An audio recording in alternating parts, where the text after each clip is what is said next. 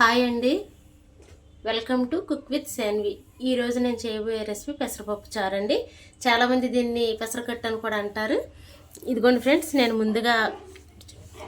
ముందుగా పెసరపప్పు ఉడకబెట్టేసుకుని అందులోనే ఉల్లిపాయ, 2 టమాటాలు, 4 పచ్చిమిర్చి వేసుకుని బాగా మరగనిచ్చానండి. అందులో ఇంత చిన్న నిమ్మకాయ సైజ్ అంతా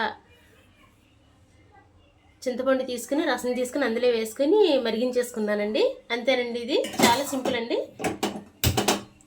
పోపు వేసుకుందామండి. దీనికి బాండీ పెట్టుకుని ఆయిల్ కూడా ఎక్కువ పట్టదండి, కొంచెం వేసుకుంటే సరిపోతుంది. చూడండి ఫ్రెండ్స్,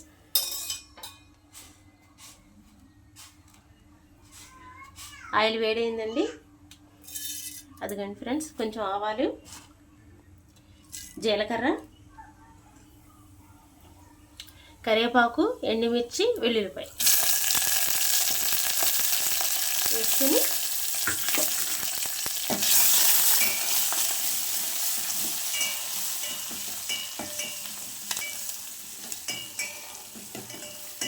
ఇలా పోపు పెట్టుకుంటామండి. చాలా సింపుల్ ఫ్రెండ్స్, ఇది హెల్త్ కూడా చాలా మంచిది. మన ఒంటికి బాగా వెయిట్ చేసినప్పుడు సర్వ్ చేస్తుందండి. చాలా సింపుల్గా చేసుకోవచ్చు ఫ్రెండ్స్.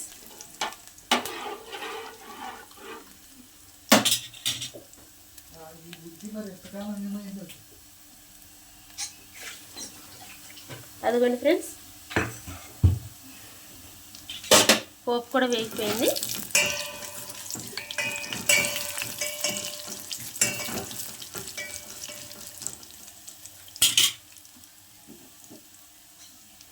పోపు వేగిపోయిందండి. ఇక చారు అందులో పోసుకోవాలి.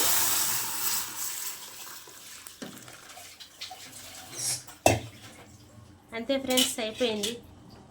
చాలా సింపుల్ ఫ్రెండ్స్, ఈ విధంగా చేసుకోండి. ఒక్కసారి ఇలాగ ట్రై చేయండి ఫ్రెండ్స్.